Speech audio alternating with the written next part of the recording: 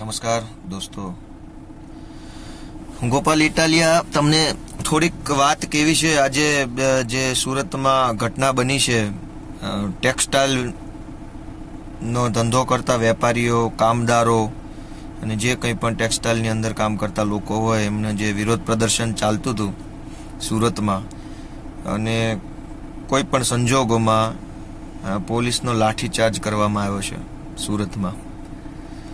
આજના લાઠીચાર્જની ઘટના સાથે હું બીજું પણ કહેવા માંગીશ કે ભૂતકાળમાં જીએમડીસીમાં લાઠીચાર્જ, ઉનાકાંડમાં લાઠીચાર્જ, આંગણવાડીની બહેનો ઉપર લાઠીચાર્જ, ફિક્સ પગારના કર્મચારી ઉપર લાઠીચાર્જ. જ્યાં ક્યાંય પણ ગુજરાતમાં તમે વિરોધ કરો છો ત્યાં સરકાર લાઠીઓની અને બળની ભાષા વાપરે છે. કોઈ પણ પ્રકારનો વિરોધ સરકારથી સહન થતો નથી.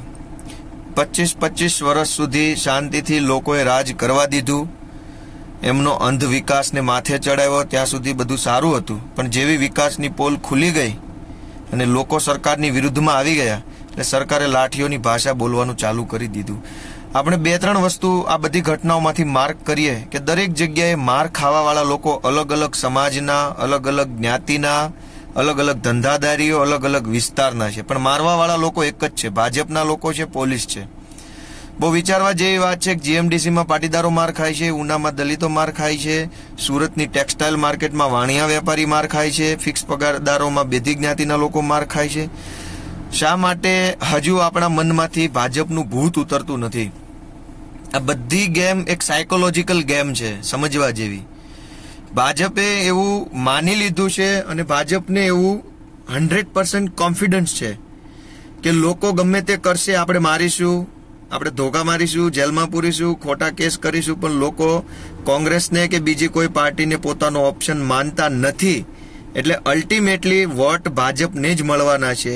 અને ભાજપને વોટ આપવા માટે ગાય, ગોબર, ગૌમૂત્ર, ગાયનું પૂંછડું, જમીન, ફલાણું, બાવા, સાધુ, કથાકાર, કલાકાર, ડિસ્કો ડાન્સ આ બધું કરાવી અને ભાજપ વોટ લઈ લેશે, પણ આખરે તમને બધાને મારશે. ઘણી બધી વેદનાઓ આપણા બધાની અંદર એક સમાન છે, પણ આપણી મોટામાં મોટી ભૂલ આપણને બધાને નડે છે કે આપણે ભાજપના ઓપ્શન તરીકે કોઈ પણ પાર્ટીને આપણે બિલીવ કરતા નથી. અને આ મોટામાં મોટી ભૂલ છે કે આપણા કુલા ઉપર રોજ દંડાવો પડે છે, પણ આપણે સુધરવાનું નામ લેતા નથી. આપણી અંદર કમળ ઘૂસી ગયું છે. જ્યાં સુધી આપણી અંદરથી કમળ નીકળશે નહીં, સામે ગમે તેવી પાર્ટી હોય, પણ કમળ જો આપણા મગજમાંથી, આપણા લોહીમાંથી, આપણા વિચારમાંથી નહીં નીકળે તો સમજી લેજો કે બહાર જશો તો પોલીસના હાથનો માર ખાધા વગર ઘરે પાછા નહીં આવો. ગઈકાલે પાટીદારો હતા, પરમદાડે દલિતો હતા, આજ વેપારી છે. ભાજપને પોતાનો વિરોધ બિલકુલ પસંદ નથી. તમે બીજી પણ એક વાત વિચારો કે આટલી ઘટનાઓ ગુજરાતમાં બને છે, ક્યાંય તમે સાંભળ્યું કે કોઈ ભાજપના માણસને દંડો વાગ્યો, કોઈ ભાજપના માણસે, ભાજપના કાર્યકર્તાએ કે હોદ્દેદારોએ સરકાર વિરુદ્ધમાં ઉપવાસમાં બેઠવું પડ્યું? ક્યાંય સાંભળ્યું કે ભાજપના માણસને ન્યાય માટે થઈને રેલીઓ કાઢવી પડી? ક્યાંય સાંભળ્યું કે કોઈ ભાજપનો હોદ્દેદાર છે એને પોતાની જમીનની અંદર કોઈ ગુંડાએ દબાણ કર્યું કે એના ખેતરમાં આમ તેમ થયું કે કંઈ પણ થયું એટલે ભાજપના કોઈ માણસે સરકાર વિરુદ્ધમાં મોરચો ખોલવો પડે એવું સાંભળ્યું? શા માટે તમામ લોકો સાથે અન્યાય થાય છે પણ ભાજપને ન્યાય મળી રહેશે? આ વસ્તુ વિચારવા જેવી છે. હવે લોકો નક્કી ઘણી વખત એવી મોટા ભાગે એવી ચર્ચા થાય છે કે ભાજપ છે, ઠીક છે, ખરાબ છે, આમ છે, તેમ છે, બધું, પણ ભાજપ કરતા સારું બીજું કોણ?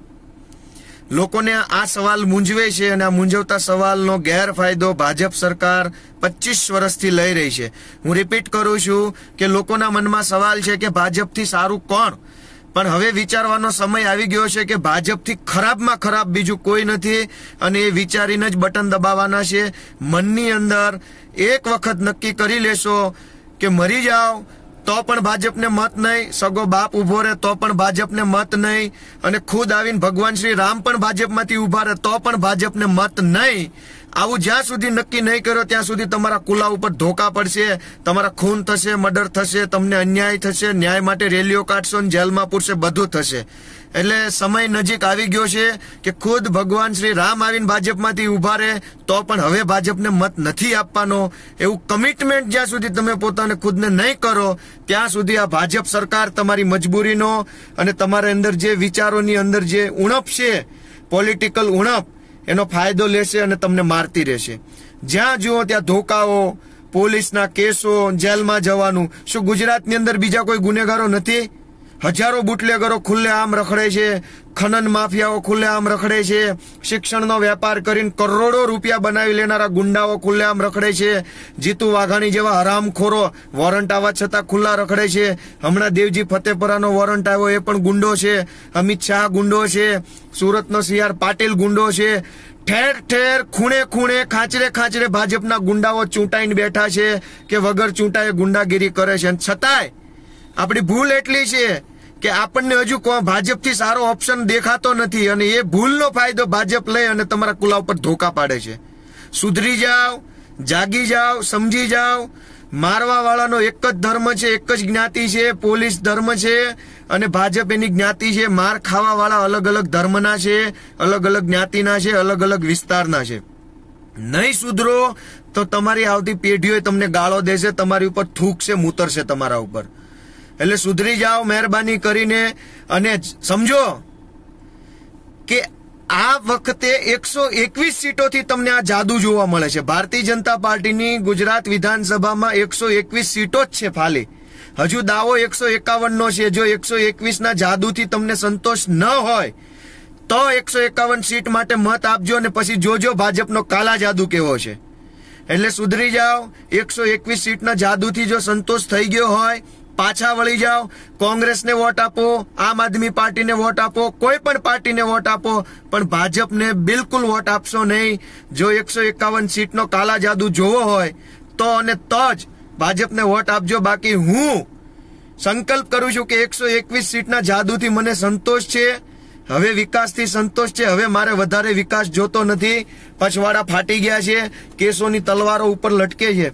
એટલે દરેક સમાજ, ગુજરાતનો દરેક જ્ઞાતિ, દરેક પ્રદેશ, દરેક લોકો વિચારે, સમજે કે 121 સીટના જાદુથી સંતોષ છે કે હજુ વધારે આગળ. એટલે 151 સીટોનો જે નિર્ધાર છે, આપણે પણ ગુજરાતના લોકો નક્કી કરીએ કે આવતા 151 વર્ષ સુધી ભાજપની ગુજરાતમાં એક પણ સીટ ન આવી જોઈએ. 151 સીટ તો પછી.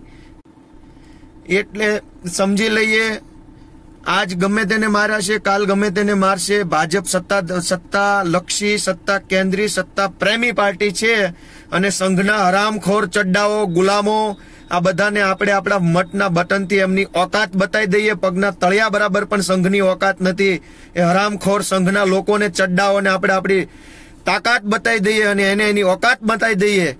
એ માટે થઈ જ્યાં પણ વોટ આપવો હોય ત્યાં આપો. કોંગ્રેસને આપો, આમ આદમીને આપો, ખાસ આદમીને આપો, પણ ભાજપને વોટ આપશો નહીં. ભાજપને વોટ આપ્યો મતલબ ધોકા પડશે, તમારી બેન દીકરીઓ પર બળાત્કાર થશે, તમારા છોકરાને શિક્ષણના નામ ઉપર લૂંટવામાં આવશે, તમારી જમીનો હડપી લેવામાં આવશે, તમારી જમીનમાં ખનીજ હશે તો મફતમાં કાઢી લેવામાં આવશે, ભંગાર રોડ રસ્તા ઉપર ચાલવાની ફરજ પાડવામાં આવશે, અને જો વિરોધ કરશો તો જેલમાં ધકેલી દેવામાં પણ આવશે. સુધરી જાઓ, સમજી જાઓ, અને મનમાંથી એ મજબૂરી કાઢી નાખો કે ગુજરાતમાં ભાજપ સિવાય સારો કોઈ વ્યક્તિ નથી. ભાજપ જેવા હલકટ, નીચ, હરામી અને ખરાબ માણસો ગુજરાતમાં બીજા કોઈ નથી. કદાચ કોઈ પણ બીજી સરકાર આવીને વિકાસ નહીં કરે તો પણ ચાલશે, રોડ નહીં બનાવે તો પણ ચાલશે, પણ દંડા મારવા વાળી સરકાર હવે નહીં ચાલે, જેલમાં પૂરવા વાળી સરકાર નહીં ચાલે, ખોટા કેસ કરવા વાળી સરકાર નહીં ચાલે.